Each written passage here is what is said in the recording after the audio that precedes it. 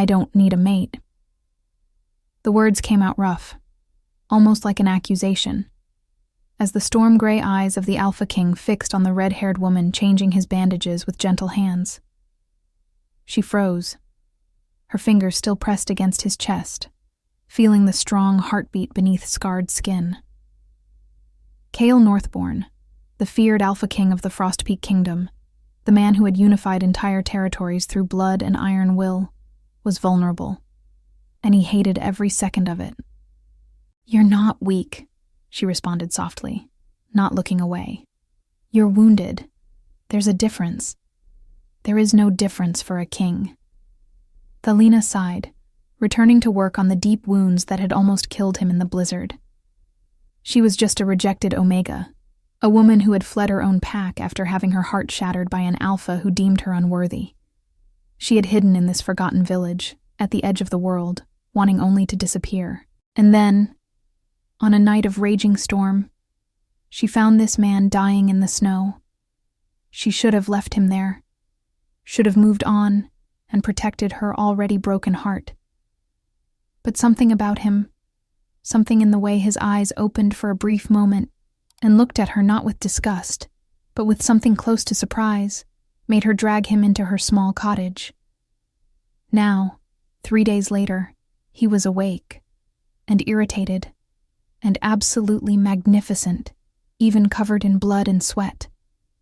"Why did you save me?" he asked, his voice softer now, almost vulnerable. "You don't know me. You owe me nothing." She met his eyes, and in that moment, something shifted.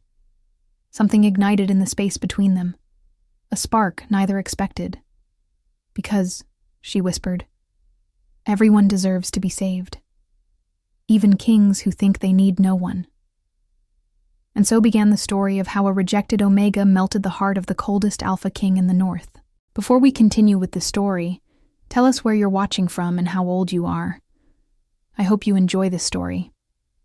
He stood at the edge of the world, where ice met sky, and declared to no one and everyone that he needed nothing. No warmth, no softness, no mate. The cold Alpha King, they called him. Cale Northbourne, ruler of the Frostpeak Kingdom, a man carved from stone in winter itself. His beard was black as a moonless night, streaked with silver frost that never seemed to melt. His hair fell in dark waves past his shoulders, and his eyes held the pale gray of a storm that promised no mercy. He was strength incarnate, a king who had unified the northern territories through blood and iron will, who had built walls around his heart higher than the mountains that cradled his realm. He had no need for the bond that lesser wolves craved. He had seen what love did to strong men.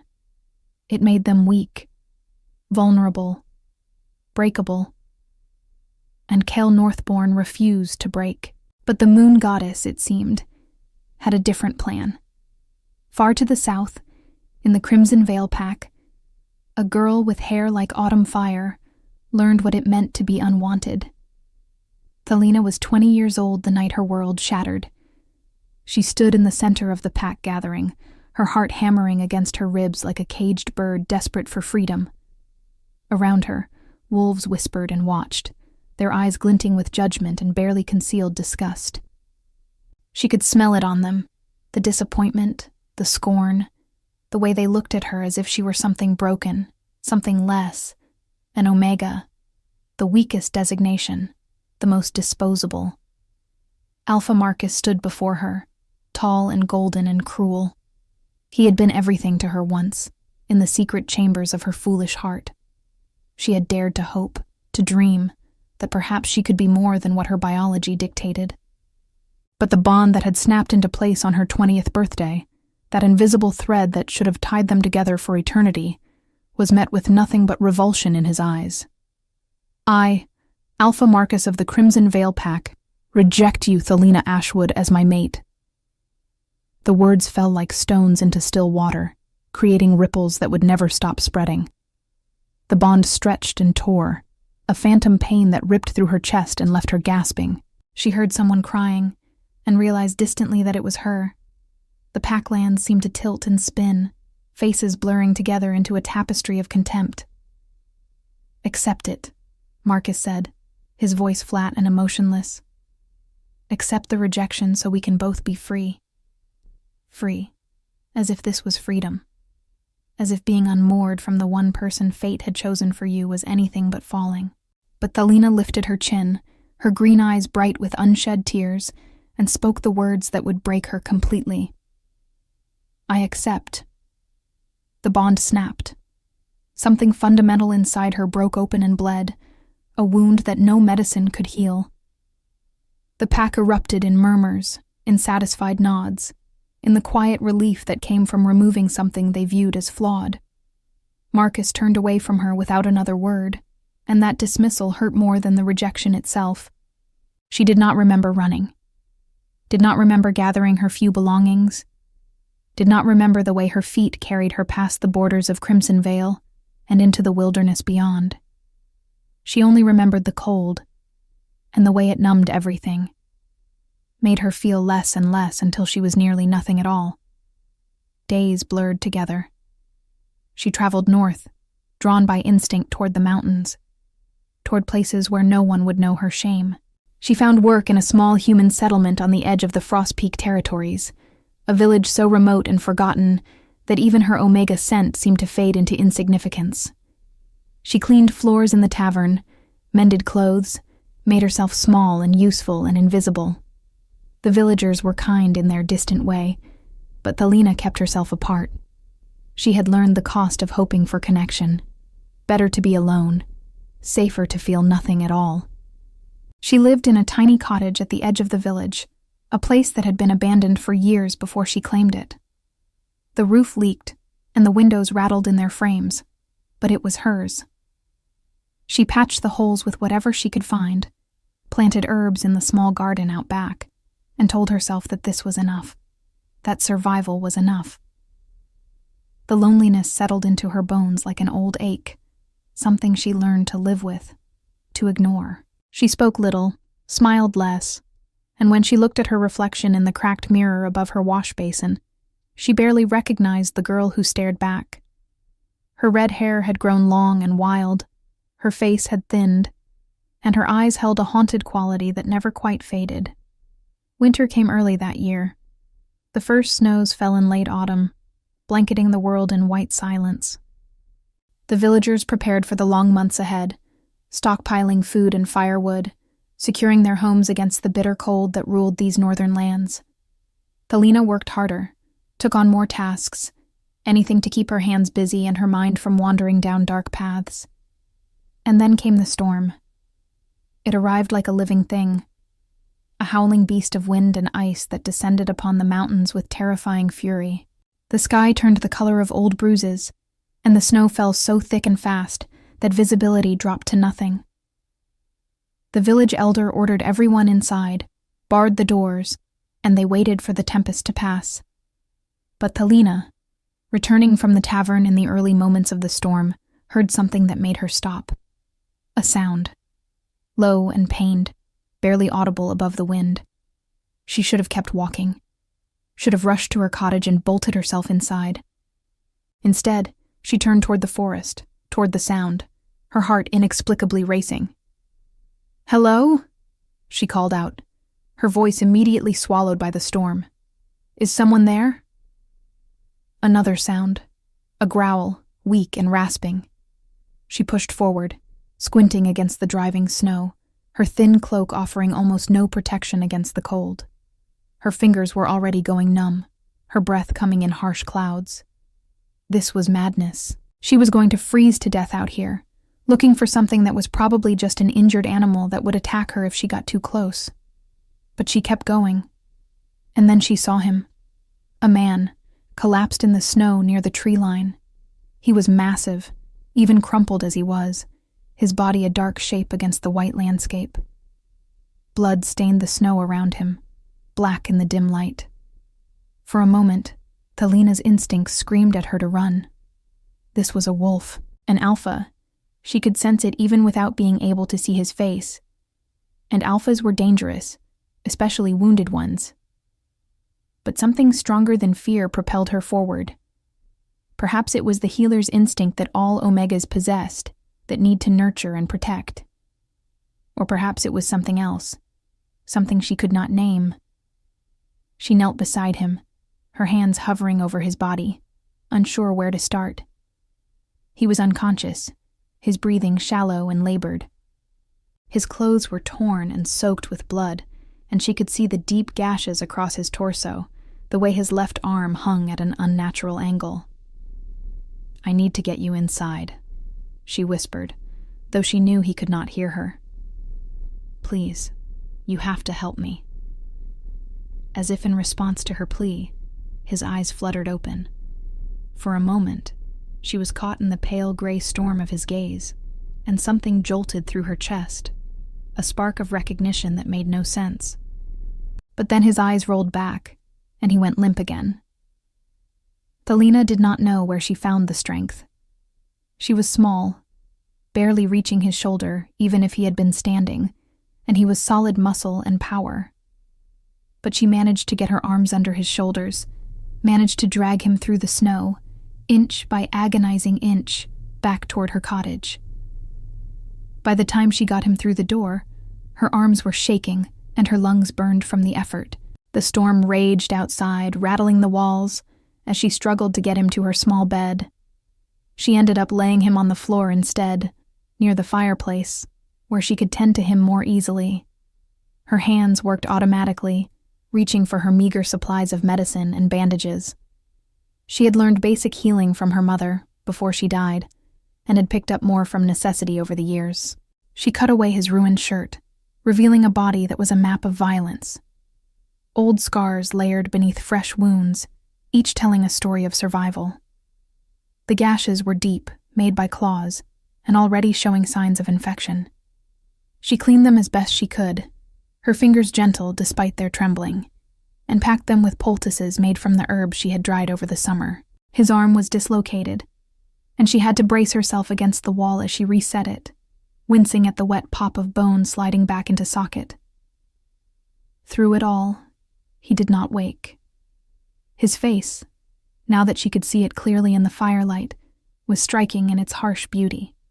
Black beard, sharp features, a face that spoke of authority and unyielding will. There was something familiar about him, though she could not place why. She worked through the night, changing his bandages, keeping the fire burning, dripping water between his lips whenever he seemed to stir. The fever came hard and fast, his body burning despite the cold, and she spent hours bathing his forehead with cool cloths, whispering prayers to the moon goddess that she had long stopped believing in. "Please," she found herself saying, as dawn broke gray and grim outside her frosted windows. "Please don't die. I don't even know who you are, but please don't die here." His hand, so much larger than hers, twitched. His fingers curled slightly, and without thinking, Thelina slipped her hand into his, holding on as if her touch alone could anchor him to this world. The storm raged for 3 days. During that time, Thelina did not leave her cottage. She could not, even if she had wanted to. The snow piled high against the door, and the wind howled like a chorus of the damned. She tended to her mysterious patient with a dedication that surprised her, changing his bandages, forcing broth between his lips when he was lucid enough to swallow, sitting beside him through the long hours when there was nothing to do but wait. She learned the map of his scars during those days, the long slash across his ribs that must have come from a blade, the circular mark on his shoulder that looked like a burn, the jagged line that ran from his collarbone to his sternum, old and white, the kind of scar that should have killed. Each one spoke of battles fought and survived, of a life lived on the edge of death. She wondered who he was, what had brought him to her forest, her doorstep, whether he had someone who was looking for him, worried about him.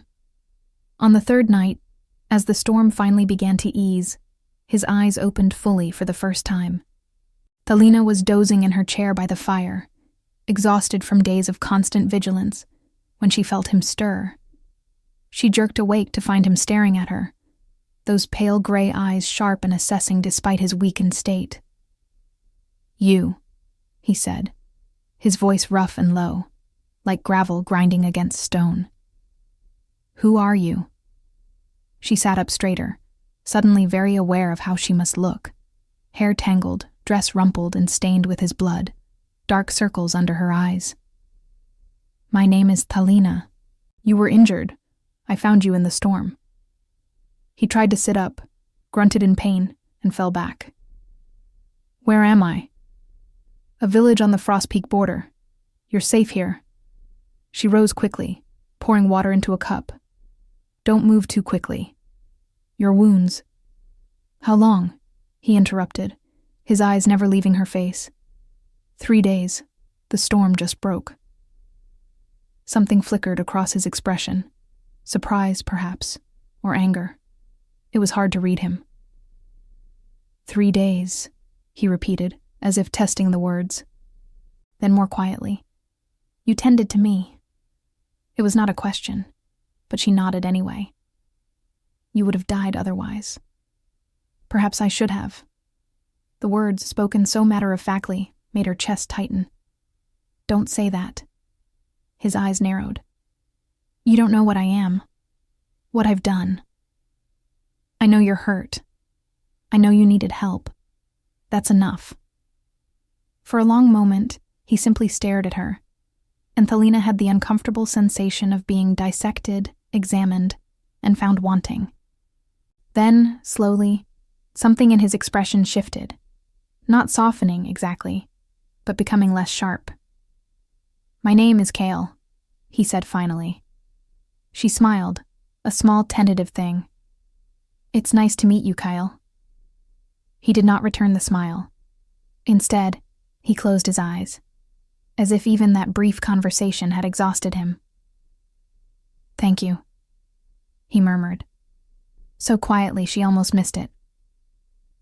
For pulling me from the storm. And then he slept, his breathing evening out into something deeper and more restful than the shallow gasps that had characterized his first days. Talina sat back in her chair, her hand pressed to her chest where her heart beat an unfamiliar rhythm. There was something about this man, this Kale, that called to her in a way she did not understand. It was not the pull of a mate bond. She would recognize that, even broken and scarred as she was from her rejection. This was something else. Something quieter, but no less compelling. She told herself it was just the healer's instinct, that she would feel this way about anyone she had saved. But as she watched him sleep, she knew she was lying to herself. The days that followed fell into a strange rhythm. Kale was a difficult patient, stubborn, proud, and clearly unaccustomed to being cared for. He insisted on getting up before he was ready, on testing his healing body despite Talina's protests. More than once she found him trying to put on his ruined clothes, his face pale and jaw clenched against the pain. You're going to tear your stitches, she scolded, guiding him back to the bed she had given up for him while she slept in the chair. I've survived worse, he growled, but he let her settle him back against the pillows. That doesn't mean you should be careless now. He looked at her then, really looked at her, and she felt heat rise in her cheeks. You're very bossy for an Omega. The words hit her like a slap. He said it casually, as if it were simply an observation, but she felt all her old wounds tear open fresh and raw. Of course he had scented what she was. How could he not? Even though her designation barely registered anymore, even though the rejection had muted so much of her wolf, an alpha would always be able to tell.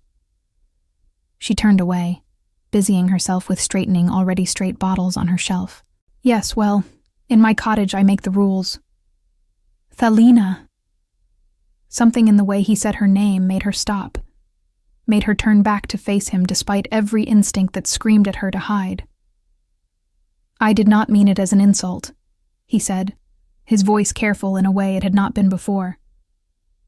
Merely an observation. You carry yourself with more confidence than most Omegas I have encountered.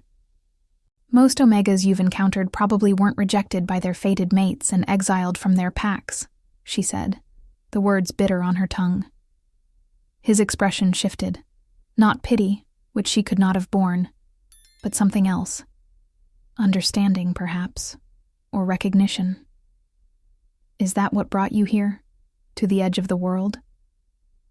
She shrugged, trying to seem careless even though her hands were shaking. I needed a place to disappear. This seemed as good as any. And have you disappeared? The question was too perceptive, too knowing. She felt exposed under his gaze, as if he could see every secret she had buried deep. I'm trying to. That's a lonely way to live, says the man who was dying alone in a blizzard. The words came out sharper than she intended, defensive. But instead of getting angry, Kyle laughed. A short, rough sound that seemed to surprise him as much as it did her. Touché, little healer. And there it was again, that warmth in her chest that should not be there. She turned back to her work, but she could feel him watching her, and for the first time in a long time, being seen did not make her want to hide. Over the next week, as Kale's strength returned, they fell into a careful dance around each other. The cottage was small, too small really for two people, and they were constantly in each other's space. She would be cooking at her tiny stove and turn to find him right behind her, reaching for the water pitcher. He would be attempting to wash himself at the basin, and she would need to pass to get to her herb stores. Each accidental touch, a brush of hands, a shoulder against hers, sent sparks through her skin. She told herself it meant nothing, that it was just the proximity, the intimacy of having someone in her space after so long alone. But late at night, when she thought he was asleep, she would find herself watching him. The way his chest rose and fell, the way shadows played across his face in the firelight, the way he looked almost peaceful in sleep, all the hardness smoothed away. And sometimes she would catch him watching her too, those pale eyes tracking her movements across the room with an intensity that made her breath catch. They began to talk more. At first, it was practical things.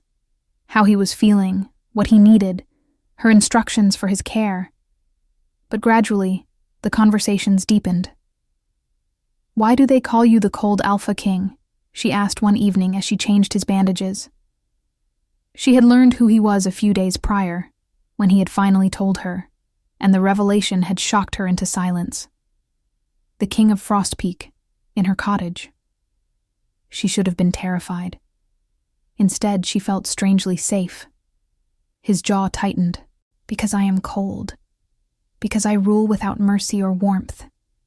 Because I have no mate, and want none." That seems like a sad way to rule. It is an effective way to rule. Emotion is weakness, little healer. It makes you vulnerable, exploitable. She tied off the bandage, her fingers gentle. It also makes you human. Or wolf, I suppose. I am a king before I am anything else. Are you? She sat back, meeting his eyes. Is that all you are? He looked away first, which felt like a victory. It is all I can afford to be. There was pain in those words, old and deep, and Thelina recognized it because it mirrored her own. Someone hurt you, she said softly. Before, someone made you believe that caring was dangerous. My father, he said after a long pause. He loved my mother more than his kingdom. When she died, he followed her within the year, leaving everything in chaos. I was 16. I had to fight my own uncles for the right to rule, had to prove myself through blood and brutality, and I learned that love destroys, that it makes strong men weak and weak men monsters. I'm sorry, she whispered. Don't be.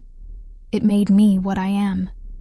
It made me strong enough to unite the northern territories, to build a kingdom that will outlast me.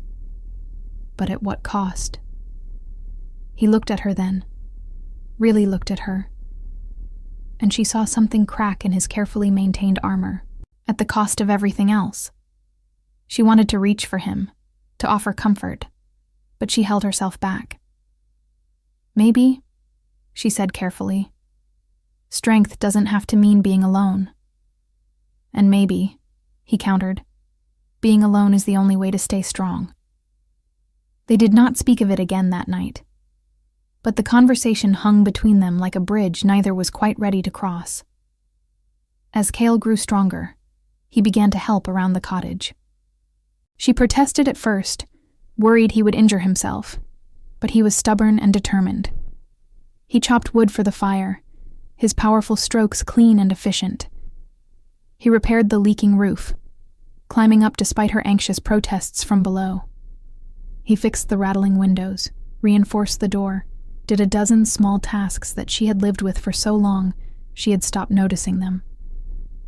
"You don't have to do this," she said, watching him work. "You're a king. This is beneath you." He paused, looking down at her from the roof. Snow had begun to fall again, light flurries that caught in his dark hair and beard. "Nothing that needs doing is beneath anyone, Thalina, and I owe you a debt. You don't owe me anything. I owe you my life." The words settled heavy in the air between them. She looked away, suddenly unable to hold his gaze. Anyone would have done the same. "No," he said quietly. "They wouldn't have. Most would have left me to die, or worse, would have tried to claim a reward. You asked for nothing, expected nothing." "Because I wanted nothing," she said, and realized it was not quite true anymore. That evening, as they sat by the fire sharing a simple meal of bread and stew, Kyle asked, "Tell me about him, the alpha who rejected you." Thalina's spoon clattered against her bowl. "Why would you want to know about that?" "Because I want to understand what kind of fool would throw away his fated mate." The words sent heat through her veins, dangerous and thrilling. He wasn't a fool. He was an alpha, a strong one, from a powerful pack. And I am, an omega, the weakest designation. I could offer him nothing. You speak as if you are nothing. In his eyes I was. She set down her bowl, her appetite gone. In everyone's eyes I was. Omegas are meant to be nurturing, supportive, the heart of the pack. But we're also seen as weak, disposable. When the mate bond snapped into place between us, I saw the horror in his eyes, the disgust. He rejected me in front of the entire pack, made sure everyone knew that I was unworthy. And you accepted it. What choice did I have? She laughed, but there was no humor in it. If I had refused, I would have been forced out anyway. At least by accepting, I could leave with some dignity. Kyle was quiet for a long moment, staring into the fire. Then, he was a fool and a coward. You don't know him. I don't need to. Any alpha who would reject his mate over something as meaningless as designation is both. The bond is sacred, Thalina. It is the moon goddess's gift. To throw it away is the height of arrogance and stupidity. Something in her chest loosened at his words, a knot she had not even known was there. You truly believe that? I do. He turned to look at her, and the firelight painted his features in gold and shadow. The designation does not define the wolf. You are not weak, little healer. You pulled a dying king from a blizzard and nursed him back to health. You live alone on the edge of the world and survive. You face each day despite carrying a wound that never truly heals. That is not weakness. That is the truest kind of strength. Tears burned hot in her eyes, threatening to spill over. No one had ever spoken to her like this, had ever seen her as anything other than her designation. Thank you, she whispered. He reached across the small space between them, and very gently wiped away the single tear that had escaped. His touch was warm and calloused, and impossibly tender. You deserve to be valued, Thalina. You deserve to be treasured. And in that moment, sitting in her small cottage with the wind howling outside and the fire crackling between them, something shifted. Something clicked into place, like a key turning in a lock. She saw it in his eyes, too. The recognition, the fear, the longing. This was dangerous. This feeling building between them. This connection that had nothing to do with fate and everything to do with choice. She was broken, rejected, a wolf without a pack. He was a king, powerful and cold and married to his throne. They had no future. This could only end in more heartbreak. But as he lowered his hand from her face and returned his gaze to the fire, neither of them pulled away from the warmth growing between them. The weeks passed like a dream. Winter deepened its hold on the land. But inside Thalina's cottage, something was thawing. Cale's wounds healed, the scars joining the collection he already carried. He should have left, should have returned to his kingdom, to his duties. But he stayed, and she did not ask him to go. They filled their days with small domesticities that felt strangely profound. She taught him to cook simple meals, laughing when he burned the bread or oversalted the soup. He taught her to carve wood, his hands guiding hers as they shaped rough timber into smooth forms.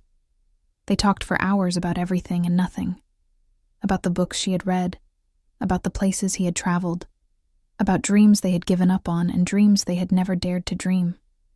And slowly, the cold king began to melt. She saw it in small moments. The way he smiled more readily, the lines around his eyes crinkling with genuine warmth. The way he hummed while he worked, low and off-key. The way he looked at her when he thought she was not watching, with an expression that made her heart race and her breath catch. One evening, she found him sitting by the window, staring out at the snow-covered landscape with a pensive expression. She settled beside him, tucking her legs beneath her. "What are you thinking about?" she asked softly. "How strange it is," he said, "that I have spent my entire life building walls, and you tore them down without even trying." Her breath caught. "Kyle." "I should have left weeks ago," he continued, still gazing out the window. "My kingdom needs me. My advisors are probably tearing their hair out wondering where I've gone. And yet I cannot bring myself to walk out that door. Why not?" He turned to her then, and the vulnerability in his eyes was almost painful to witness. "Because leaving means walking away from the first peace I have known in decades. Because when I am with you, I remember what it feels like to be a man, instead of just a crown. Because you look at me and see Kale, not the cold Alpha King. You are both," she whispered. "The man and the king. You don't have to choose. But I do. The throne demands everything, Thalina. It leaves no room for softness, for connection, for—" He trailed off, but the unspoken word hung between them. "Love." "Maybe you have been demanding too much of yourself," she said gently. "Maybe the throne does not require you to be alone. Maybe it only requires you to be just." He laughed, but it was a broken sound. "You make it sound so simple." "Nothing about this is simple." She took a breath, gathering her courage. "But I think we are allowed to want things, to need things. Even broken people like us." "You are not broken. Neither are you." They sat in silence after that, shoulders touching, sharing warmth. Outside, the first stars began to emerge in the darkening sky, and Thalina sent up a prayer to the moon goddess, not for fate, not for destiny, but simply for time. A little more time in this bubble they had created, before the world came crashing back in. That night, she woke to the sound of screaming. She bolted upright in her chair, heart pounding, and saw Kale thrashing on the bed, caught in the grip of a nightmare. Sweat soaked his skin despite the cold, and his face was twisted in anguish. "No," he gasped, his voice raw. "No, please." She was at his side in an instant, her hands on his shoulders. "Kale, wake up. You're safe. You're here with me." His eyes snapped open, wild and unseeing, and for a moment she thought he might strike out.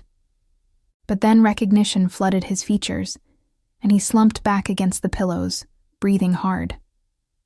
"I'm sorry," he rasped. "I didn't mean to wake you." "Don't apologize."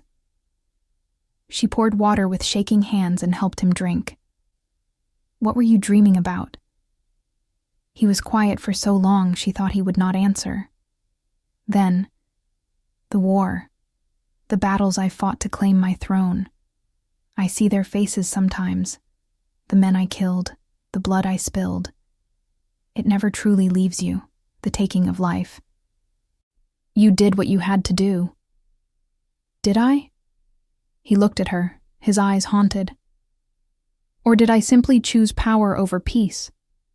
I told myself it was necessary, that I was building something greater, but sometimes I wonder if I just became another tyrant, ruling through fear." Thelina sat on the edge of the bed, her hand finding his. A tyrant would not question himself, would not care about the cost. The fact that you carry this weight means you are not what you fear. His fingers tightened around hers. "How do you do that?" "Do what?" "Make me believe I can be better than I am." "Because you already are better than you think," she said simply. "You just need to let yourself see it." He pulled her closer then, until her head rested against his shoulder, and she could feel the steady beat of his heart beneath her cheek. They stayed like that until dawn, neither sleeping, neither speaking, just existing together in the quiet dark. And in that moment, Thelina felt something she had thought lost forever: hope. The first thaw of spring was still weeks away when everything changed. Cale had been with her for nearly 2 months, and the cottage had become a sanctuary for them both. They had settled into a routine that felt like it could last forever, even though they both knew it could not. He still did not speak of leaving, and she did not ask. But the world has a way of finding you, no matter how well you hide. They were in the garden, checking on the herbs that Thelina hoped would survive beneath the snow, when Cale suddenly went rigid. His head snapped up, nostrils flaring, every line of his body taut with alertness. "What is it?" Thelina asked, alarm skittering up her spine. "Wolves," he said tersely, "coming fast, many of them." She heard them then, the distant sound of paws thundering through snow, of voices raised in pursuit. Fear clutched at her heart. Had Marcus's pack found her? Had they come to finish what the rejection started? But then the wolves burst from the tree line, and she saw the insignia on their clothes, the crowned wolf of Frostpeak. Cale's wolves. They shifted as they entered the clearing, and a tall man with silver hair and sharp features immediately dropped to one knee. "Your Majesty, thank the goddess we've found you. We've been searching for weeks." "Stand up, Roland," Cale said, his voice taking on the commanding tone Thelina had never heard from him. In an instant, he was no longer the man who had shared her meals and her stories. He was the king, cold and distant and untouchable. "Report." Roland rose, his eyes flicking to Thelina with open curiosity before returning to his king. "After the storm, when you did not return from your scouting mission, we feared the worst. Your Majesty, you cannot simply disappear like that. The kingdom—" "I am aware of my duties, Beta." Cale's voice was ice. "Prepare to move out. We return to Frostpeak immediately." "Yes, Your Majesty." As Roland turned to organize the other wolves, Cale finally looked at Thelina. She saw the conflict in his eyes, the war between the man and the king. But when he spoke, his voice was carefully neutral. "Thank you for your hospitality, Miss Ashwood. You will be compensated for your time and resources." The formality of his words struck her like a physical blow. Miss Ashwood, as if they were strangers. As if the last 2 months had meant nothing. She wanted to scream at him, to demand that he stay, to beg him not to disappear behind his walls again. But pride, that stubborn, foolish thing, kept her spine straight and her voice level. "That won't be necessary, Your Majesty. I was simply doing my duty. Something flickered in his eyes. Pain, regret. But it was gone so quickly she might have imagined it.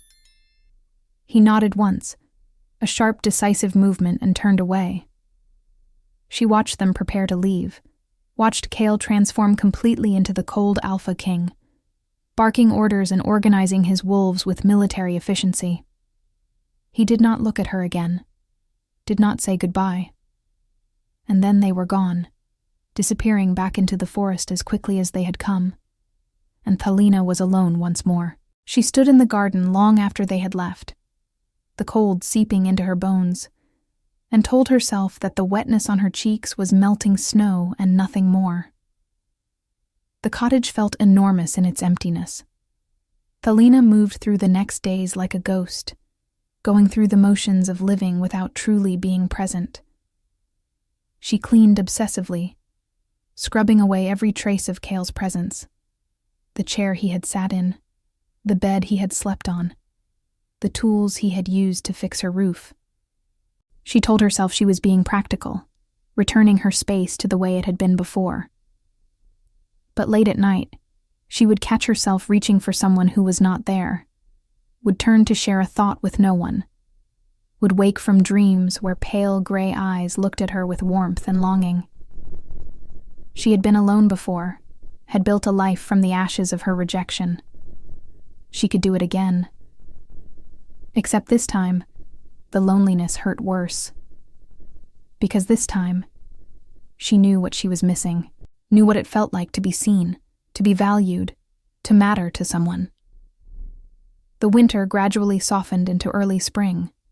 The snows melted, revealing the brown earth beneath. The village began to stir with renewed energy, preparing for planting season. Thalina threw herself into work, taking on more tasks, volunteering for every job that needed doing, but nothing could fill the hollow space in her chest. She was in the tavern one evening, serving drinks to the few patrons who had braved the muddy roads, when the door banged open and a wolf stumbled in. He was young, barely more than a boy, and bleeding from a wound on his side. Thalina was at his side immediately, her healer's instincts overriding everything else. What happened? Raiders, the boy gasped. From the Crimson Veil Pack. They attacked our merchant caravan, claimed we were on their territory. They're pushing into Frost Peak lands, challenging the borders. Crimson Veil. Marcus's pack. Something cold and hard settled in Thalina's stomach. She helped the boy to a chair, tended his wound while the other villagers gathered around, whispering worries about war and invasion. Over the next weeks, the news only got worse. Crimson Veil had apparently decided that Frost Peak's king had grown weak, disappearing for months and emerging changed. They saw an opportunity to expand their territory, to claim the mineral-rich lands that bordered both kingdoms. Skirmishes broke out along the frontier. Villages were raided. Wolves died on both sides. And Thalina, safe in her remote cottage, felt the guilt eating away at her.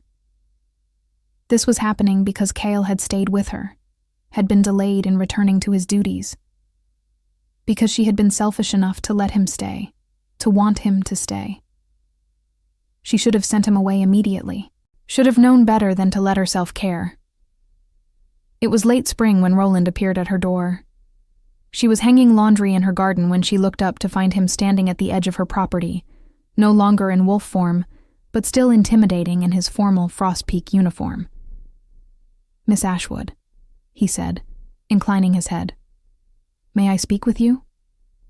Her heart hammered against her ribs. If this is about payment for caring for the king, I told him, "It's not about payment." Roland's expression was troubled. "May I come in?" She led him inside, poured tea with hands that trembled slightly, and sat across from him. He studied her with sharp eyes, and she had the uncomfortable sensation of being assessed and measured. "You should know," Roland said finally, "that the king has not been himself since returning to Frost Peak." Thalina's hands tightened around her cup. "I don't see what that has to do with me." "Don't you?" His voice was gentle, not accusatory. He's become even colder than before, if such a thing is possible. He throws himself into military matters with a single-mindedness that borders on obsession. He barely sleeps, barely eats. And he has never, in all the years I have served him, been as cruel as he is now. Not to others, but to himself. Why are you telling me this? Because I spent 2 hours with him in the cottage, the day we found him. While we waited for the rest of the search party to regroup, I watched him look at you. I saw his face when he had to leave. Roland leaned forward, his voice intense. King Cale is a good ruler, Miss Ashwood. He is just and fair and has brought unprecedented prosperity to our lands. But he is not a good man to himself. He has convinced himself that he must be alone, that caring for anything beyond his duty is a weakness. And then he met you. He left, Thelina said, her voice cracking despite her efforts to control it. He walked away without a word. Because he is terrified.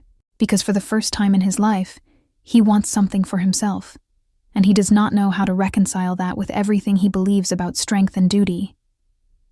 Thelina stood abruptly, pacing to the window. He is a king. I am a rejected Omega living in exile. There is no world where this ends well. Perhaps not, Roland acknowledged. But does that mean it is not worth trying? Miss Ashwood, Thelina, the king is planning a campaign against Crimson Vale, a full assault to push them back and establish dominance. It is a good strategy, a necessary one. But I have seen war, and I know what it does to men, especially men who have nothing left to lose. She turned to face him, understanding dawning cold and heavy. You think he is going to do something reckless. I think he is going to win the war, but I do not know if he will survive it. Not because he lacks skill, but because he has stopped caring whether he does. Roland stood, moving to stand beside her. He needs something to fight for beyond duty, someone to come home to. And whether you want to accept it or not, you are that someone. He does not want me. He wants you so much it terrifies him. Roland pulled something from his pocket, a small carved figure, a wolf sitting peacefully beneath a tree. I found him making this the night before we found him. He would not say who it was for, but I think we both know. Thelina took the carving with shaking hands. It was beautiful, the details intricate and loving. She could see herself in it, the slightly wild hair, the delicate features, the way the wolf seemed both cautious and hopeful. What do you want me to do? She whispered. Come to Frost Peak. Let him see you. Remind him that there is more to life than ice and duty and loneliness. Roland's voice softened. Or don't. Return to your solitude, and I will tell him I never found you. The choice is yours, Thelina, but choose quickly. The campaign begins in 2 weeks.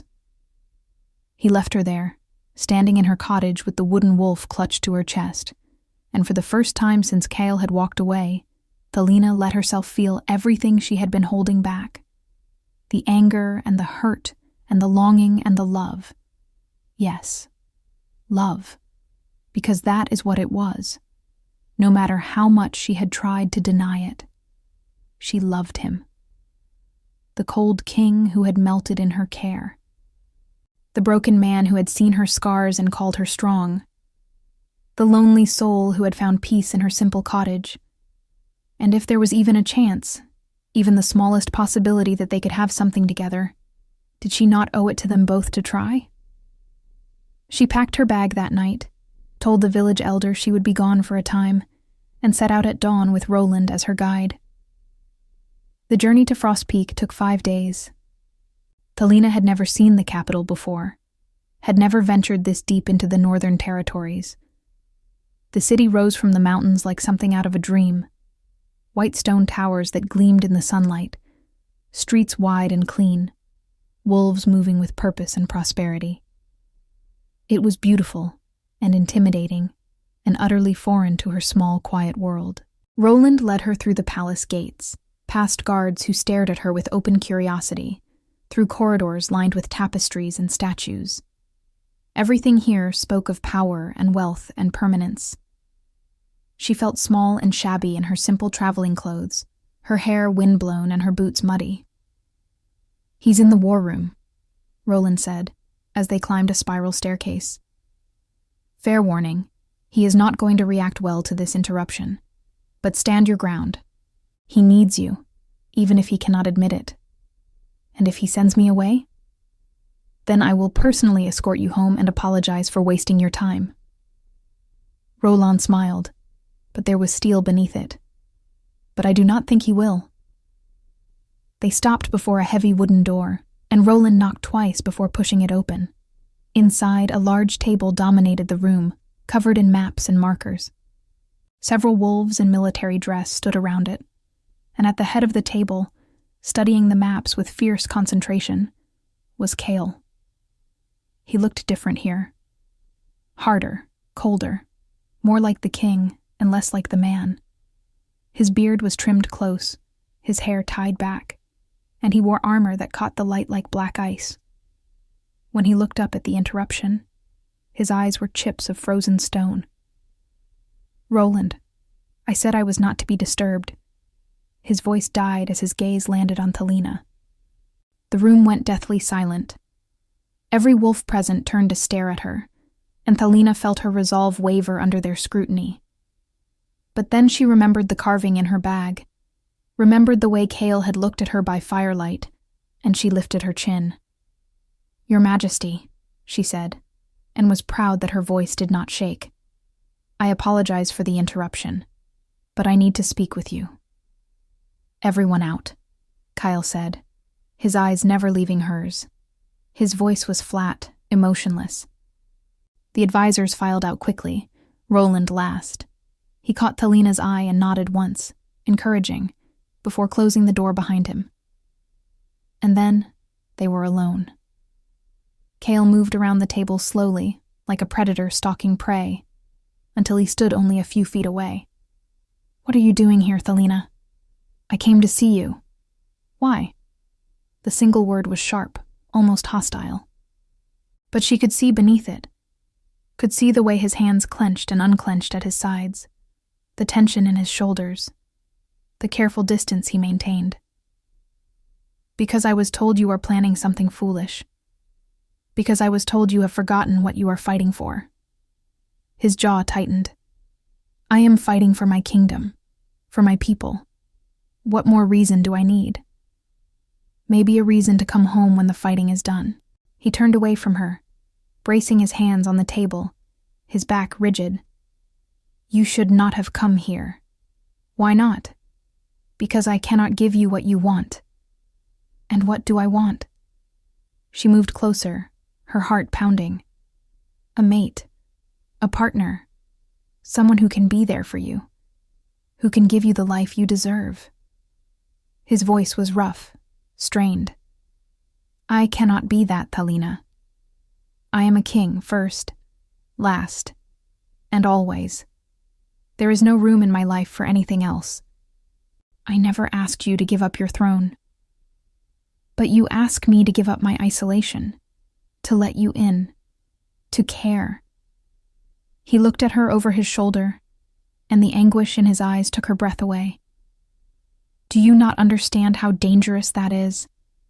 If I care, I become vulnerable. If I become vulnerable, I become weak. And if I become weak, everything I have built will crumble. That is not true. It is." He spun to face her, and there was desperation in every line of his body. "You make me weak, Talina. When I am with you, I forget my duty. I forget my purpose. I become just a man, and a king cannot afford to be just a man." "Why not?" Her voice rose to match his. "Why can you not be both? Why must you choose between duty and happiness?" "Because my father made that choice, and it destroyed everything." The words tore from him like a wound breaking open. "He chose my mother over the kingdom, and when she died, He followed her and left me to clean up the chaos. I was 16 years old, fighting my own family for the right to rule because he had been too weak to secure the succession properly. I watched my kingdom nearly tear itself apart because one man loved too much. So instead you have chosen to love not at all. Tears burned in her eyes. You have sentenced yourself to a lifetime of loneliness because you are afraid? I am not afraid, he snarled, but it was a lie and they both knew it. You are terrified, she said softly, moving even closer. You are so afraid of losing control, of being hurt, of being abandoned, that you have built walls so high you cannot see over them. But Kale, those walls are not protecting you. They are imprisoning you. He shook his head, backing away from her. You do not understand. Then help me understand. She followed him, refusing to let him retreat. Tell me why a man who fought so hard for his kingdom is willing to throw his life away in battle. Tell me why you carve figures of wolves in peaceful gardens if you believe peace is weakness. Tell me why you look at me like I am the only thing in the world that matters, and then walk away. Because if I stay, I will ruin you. The words exploded from him, echoing in the war room. Do you not see? I am cold and broken and I do not know how to be anything else. You deserve warmth, Thelina. You deserve someone who can love you properly, without reservation, without the weight of a kingdom on their shoulders. And I... His voice broke. Actually broke. The cold Alpha King shattering before her eyes. I am so tired, he whispered. I am so tired of being alone, of being strong, of pretending that I do not need anyone, that I am enough by myself. And then you appeared in the storm, and you saw me, really saw me. And I... He closed his eyes, his breathing ragged. I cannot do this. I cannot let myself need you and then lose you. I cannot survive it. Thelina felt her heart breaking and mending all at once. She closed the distance between them and took his face in her hands, forcing him to look at her. You are not your father, Kale. Loving someone does not make you weak. It makes you human. It gives you something worth fighting for, instead of something to die for. I do not know how to do this, he confessed, his hands coming up to cover hers. I do not know how to be anything other than a king. Then learn. She smiled through her tears. We will figure it out together. You do not have to choose, Kale. You can be a king and a man. You can have duty and happiness. You just have to be brave enough to try. I do not feel brave. Bravery is not the absence of fear. It is acting despite it. She stroked her thumbs across his cheekbones, feeling the wetness there. I am terrified too. I was rejected and broken, and I spent so long believing I was unworthy of love. But you made me feel valuable again. You made me feel seen. And if there is even a chance that we could have something beautiful together, I want to take it. Even if it is hard. Even if it is complicated. Even if it scares me. Kyle pulled her into his arms then, crushing her against his chest, his face buried in her hair. She felt him shaking, felt the years of loneliness and pain and denial cracking open. I do not deserve you, he murmured against her skin. Neither of us deserves the other. But maybe that is not the point. Maybe we just choose each other anyway. He pulled back just enough to look at her, his eyes red but clearer than she had ever seen them. And then, slowly, carefully, as if she were something precious, he kissed her. It was not the kiss of fate or destiny. It was the kiss of choice, of two broken people deciding to heal together. His lips were gentle but desperate, tender but hungry, and when they finally broke apart, they were both breathless. Stay, he whispered. Please stay. I am not going anywhere, she promised. And for the first time in longer than he could remember, Cale Northbourne smiled. A real smile, warm and genuine and full of hope. The campaign against Crimson Vale was swift and decisive. With renewed purpose, Cale led his armies south, driving back the invading forces and reclaiming the disputed territories. But this time, he fought with the careful strategy of a man who had something to lose, who had someone to return to. He took no unnecessary risks, listened to his advisors, and thought 3 moves ahead. Thelina waited for him in Frostpeak, learning the ins and outs of palace life, slowly earning the respect of the court wolves who had been suspicious of her at first. Roland became her guide and friend, teaching her the politics and protocols she would need to navigate. And at night, when the worry became too much, she would sit in Kyle's chambers, now their chambers, and work on the tapestry she was making, keeping her hands busy and her mind occupied. The final battle took place at the Crimson Vale border, on the very grounds where Thelina had been rejected 2 years prior. Cale stood before Alpha Marcus's fortress and issued a challenge: single combat, alpha to alpha, with the disputed territories as the prize. Marcus accepted, arrogant and confident that he could defeat the cold Alpha King. He had heard the rumors that Cale had softened, that a rejected Omega had somehow wormed her way into his heart, and he believed that made him vulnerable. He was wrong. Cale fought with the focus of a seasoned warrior, but also with the heart of a man who had something precious to protect. He was not fighting for pride or power. He was fighting for the right to build a life with the woman he loved. And that made all the difference.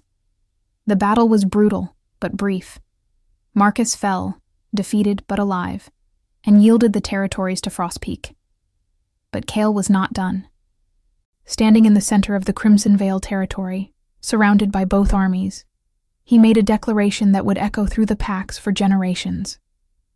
Alpha Marcus rejected his fated mate because she was an Omega, because he deemed her unworthy. But Thelina Ashwood is the worthiest wolf I have ever known. She is brave and strong and kind, and she saved my life when she had no reason to. The moon goddess chose her for Marcus, and he threw away that gift. Well, I do not believe in fate, but I believe in choice, and I choose Thelina. I choose her today, tomorrow, and every day after. And any wolf who thinks designation matters more than character is a fool who does not deserve to lead. The declaration sent shockwaves through both packs. To publicly claim a rejected Omega, to elevate her above traditional pack politics, was unprecedented. But Cale was not asking for permission. He was stating a fact. Marcus, bleeding and broken on the ground, looked up at the king with something like understanding. "She was wasted on me," he said quietly. "I see that now." Cale did not respond. He simply turned and walked away, his army falling into formation behind him. But he did do one more thing.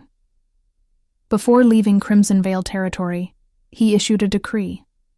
The pack would be absorbed into Frostpeak, its wolves given the choice to integrate or leave. And Alpha Marcus would step down, replaced by leaders chosen not by bloodline, but by merit.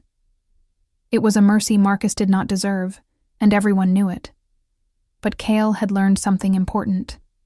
That true strength was not just in conquest, but in knowing when to show compassion.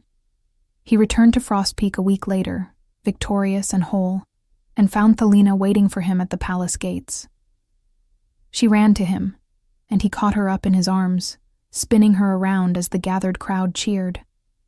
And there, in front of his entire kingdom, he kissed her soundly, declaring without words that she was his, and he was hers, and anyone who had a problem with that could challenge him for the throne. No one did. Summer came to the north, warm and golden. Thelina adjusted to life as Cale's partner, not his mate, for that bond was still broken, but something they had chosen themselves, which made it more precious. She helped him govern with a gentle wisdom that balanced his sometimes harsh pragmatism. She opened an infirmary in the palace, using her healing skills to help any wolf who needed it, regardless of rank or designation. And slowly, she began to change the culture of Frostpeak from within, proving that Omegas were not weak, that designation did not determine worth. And Kyle, the once cold Alpha King, learned to laugh again, to play, to live for more than duty. He was still a strong ruler, still commanded respect and loyalty. But he was also softer now, more approachable, more willing to show mercy and compassion. His people loved him for it, and the kingdom prospered under their combined leadership. It was late autumn when Thelina realized she was pregnant. She stood in their chambers, staring at herself in the mirror, her hand pressed to her still flat stomach, and felt joy and terror in equal measure. She had not thought it possible. Rejected mates rarely bore children, the broken bond making conception difficult if not impossible. But here she was, carrying new life, carrying hope. When she told Cale that evening, he simply stared at her for a long moment. Then he dropped to his knees before her, pressing his forehead to her stomach, his shoulders shaking with silent sobs. "Thank you," he whispered. "Thank you for giving me this, for giving me everything." The pregnancy was difficult but worth it. And on a cold winter morning, exactly 2 years after Thelina had found Kyle dying in the snow, their son was born. They named him Rowan, after the trees that grew outside Thelina's old cottage, the place where their story had truly begun. He had his father's dark hair and his mother's green eyes, and from the moment he entered the world, he was loved beyond measure. 6 months later, on a warm spring afternoon, they held a ceremony to present Rowan to the kingdom. The entire capital gathered in the palace courtyard, wolves from every corner of Frostpeak and beyond, all come to witness this moment. Thelina stood on the balcony, Rowan in her arms, and felt overwhelmed by the crowd below. But then Cale was there, his hand on her back, steadying her. He looked different now than he had 2 years ago. The coldness had melted from his eyes, replaced by warmth and contentment. He smiled more easily, held her freely, and was not afraid to show his love in public. "Ready?" he murmured. She nodded, and together they stepped forward to the edge of the balcony. The crowd fell silent, every eye turned upward. Kyle raised his hand, and his voice rang out clear and strong across the courtyard. "People of Frostpeak, I present to you Crown Prince Rowan, heir to the Northern Throne, born of choice and love and the belief that we can always become more than our past." The crowd erupted in cheers, the sound rolling like thunder across the city. Thelina looked down at her son, then at her partner, and felt tears slip down her cheeks. Happy tears this time, grateful tears. Cale leaned close, his lips brushing her temple. "I love you," he said, loud enough that the nearest nobles could hear, caring nothing for propriety or protocol. "I love you, Thelina Ashwood, and I will spend every day for the rest of my life proving that love is not weakness. It is the truest strength." She turned her face to his, kissing him softly. "And I love you, Cale Northbourne, my cold king who learned to feel the sun." As the afternoon light painted them in gold, as their son cooed contentedly and their people celebrated below, Thelina thought about the journey that had brought them here. The rejection and the storm, the loneliness and the healing, the fear and the courage to try anyway. She had been broken once. He had been frozen. But together, they had created something warm and alive and beautiful. And that, she knew, was worth every moment of darkness that had come before. Because in the end, the strongest wolves were not the ones who needed no one. They were the ones who were brave enough to need, to want, to love, and to let themselves be loved in return. The celebration continued into the evening, music and laughter filling the palace. But Thelina and Kyle slipped away early, carrying their sleeping son back to their chambers, where they sat together by the window and watched the stars emerge one by one. "Do you ever miss it?" Kyle asked quietly. "The quiet life? The cottage?" Thelina considered the question, then shook her head. "I miss the simplicity sometimes. But I would not trade this for anything. Not the kingdom, not the title, but this. You and Rowan and the life we are building together. I sometimes think about the man I was before you, Cale admitted. Cold and alone and convinced that was strength. And I am grateful every day that you did not leave me to freeze in that storm. I could never have left you. She rested her head on his shoulder, feeling the steady rise and fall of his breathing. Even then, before I knew you, something told me you were important, that you mattered. Fate? He teased gently. Choice, she corrected. Always choice. He kissed the top of her head, his arms tightening around her. Then I choose you, Thelina. Today, tomorrow, always. And I choose you. Outside, the northern lights began to dance across the sky, ribbons of green and gold and blue painting the darkness with beauty. Inside, a family born not of destiny but of decision, sat together in the warm glow of firelight, healing each other with every breath, every touch, every moment they chose to stay. And far away, in a small cottage on the edge of the world, the hearth remained cold, but the memories were warm. Of a cold king who learned to melt, and a rejected Omega who learned that she was never broken at all. She was, and always had been, exactly enough. The years would bring challenges, as all years do. But they would face them together. This unlikely pair who had defied every expectation and proven that the most powerful bonds are not the ones fate ties, but the ones we tie ourselves, with hope and trust in the simple, radical act of choosing love again and again and again. And in a world of alphas and omegas, of power and designation, of destiny and duty, they created something rare and precious, a partnership of equals, a love built on respect and understanding, a family born from the ashes of what could have been and transformed into what was always meant to be.